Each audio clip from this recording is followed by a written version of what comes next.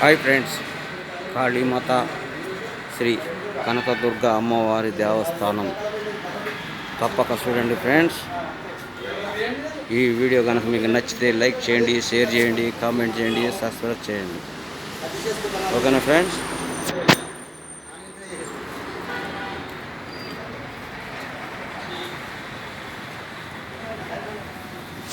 ఇవన్నీ Miyapur bus depot చెరువు గట్టు మీద ఉన్న ఈ దేవస్థానాలన్నీ తప్పక దర్శించుకోండి ఫ్రెండ్స్.